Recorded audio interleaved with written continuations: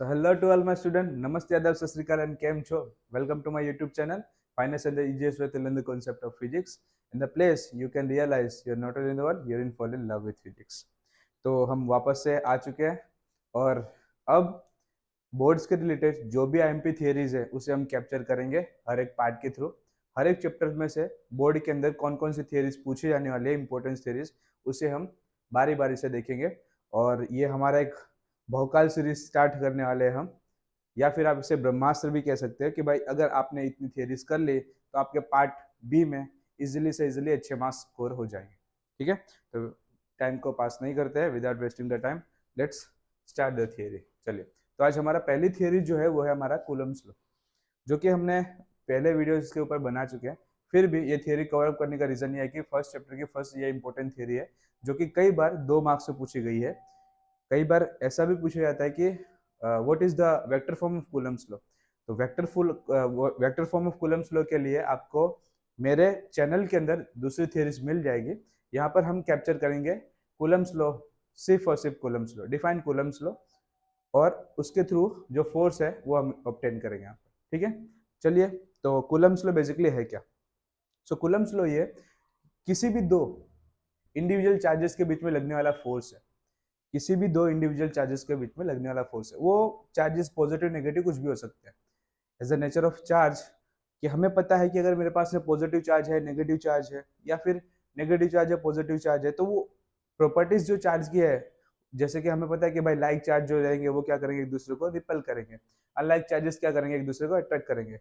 So positive और negative के बीच में होने वाला अट्रैक्शन, या फिर पॉजिटिव पॉजिटिव और नेगेटिव नेगेटिव के बीच में होने वाला रिपल्सन, ये दोनों ही एक फोर्स के थ्रू क्रिएट होते हैं। और वो फोर्स किसने डिफाइन किया था? वो डिफाइन किया था हमारे कूलम्ब भाई साहब ने। तो चलिए क्या है देखते हैं इसका स्टेटमेंट।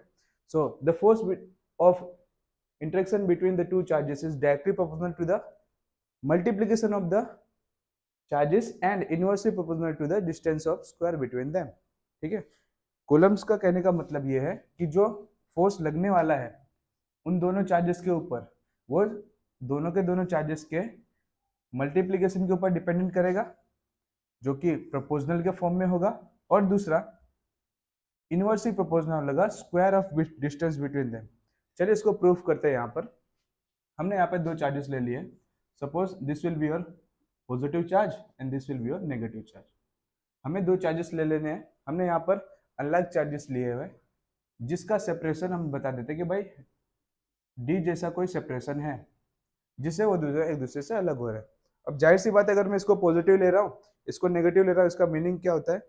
इसका मीनिंग ये होता है कि भाई ये एक दूसरे को अट्रैक्ट करेंगे।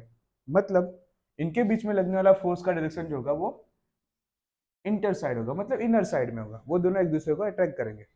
और अगर अगर आपको कोई ये कहे कि भाई यहाँ पर भी पॉजिटिव चार्ज है, देन आफ्टर यहाँ भी पॉजिटिव चार्ज है, या फिर नेगेटिव चार्ज है, या फिर नेगेटिव चार्ज है, एट दैट टाइम फोर्स जो रहेगा वो डायरेक्शन रहेगा बाहर की साइड में, क्योंकि वो दूसरे एक दो को क्या करेंगे, रिपल करेंगे। चलिए कूलम्ब्स लॉ को ऑब्टेन करते हैं। तो जिस तरीके से डेफिनेशन में हमने लिखा कि force between two charges is a product of the charges directly proportional, वो भी है ना, मतलब force is directly proportional to the product of the charges and it is inversely proportional to the distance of square between them. तो हम दोनों के दोनों इक्वेशन को ऑब्टेन कर लेते हैं। This will be your equation number 1, this will be your equation number 2। Now we can write for equation number 1 and 2 f is proportional to q1 q2 by r square। हम सबको पता है कि अगर मुझे प्रपोजल के साइन को remove करना है, इसका मतलब क्या कि मुझे कोई ना कोई यहाँ पर कांस्टेंट को प्ले करना होगा। So if you remove our proportional sign, so we will write here f is equals to k q1 q2 by r square, where k is what? Here our k is electrostatic constant and the value of k is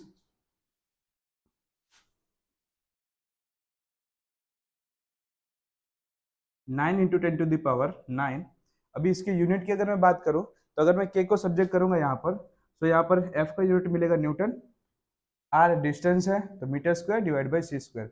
सो यहाँ पर इसका unit बनेगा newton metre square by C square.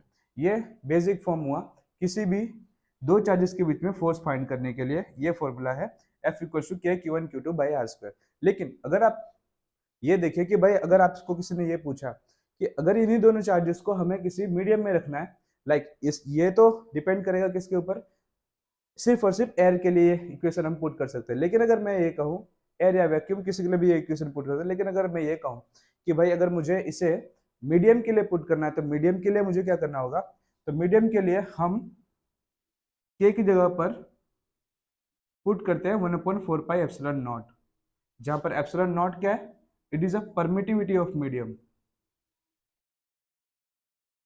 Permittivity of medium जो कि change होगी। या फिर आप अगर सिंपल परमिटिविटी की बात करें या फिर परमिटिविटी ऑफ फ्री स्पेस भी बोल सकते हैं इसे, परमिटिविटी ऑफ फ्री स्पेस। यहाँ पर हम इस इक्वेशन के लिए इसे परमिटिविटी ऑफ फ्री स्पेस देखते हैं। और अगर परमिटिविटी फ्री स्पेस की मुझे फाइंड करनी है तो इसकी भी एक इंडिविजुअल वैल्यू है। वो इंडिविजुअल वैल्यू होती है epsilon not equals to 8.85 into 10⁻12 C square upon N M square. ठीक है, तो अब ये जो इक्वेशन रहेगा फॉर अ मीडियम, मीडियम के लिए ये इक्वेशन चेंज हो जाएगा। अगर मैं बात करूँ के पास मीडियम के लिए मुझे फोर्स फाइंड करना हो, so we can write F equals to 1/4 pi epsilon not Q1 Q2 by r square. So ये हुआ आपका मीडियम के लिए इक्वेशन। और अगर आपको मीडियम नहीं दिया हुआ है, सिंपली किसी एयर या फिर फ्री स्पेस के लिए फाइंड करना है, वैक्यूम के लिए फाइंड करना है, तो हम अब वो इक्वेशन को यूज कर लेंगे। तो आई होप आपको ये थियरी अच्छे से समझ में आ गई हो। बहुत इजी वे में हम चाहेंगे उतने शॉर्ट वीडियो को करने की कोशिश करेंगे ताकि इजीली से इजीली आप ज़्यादा से ज़्यादा टॉपिक्स को क्लियर कर पाए। तो ठीक है, बने रहिए वीडियो में। Thank you for the lecture. मिलते हैं नेक्स्ट वीडियो में।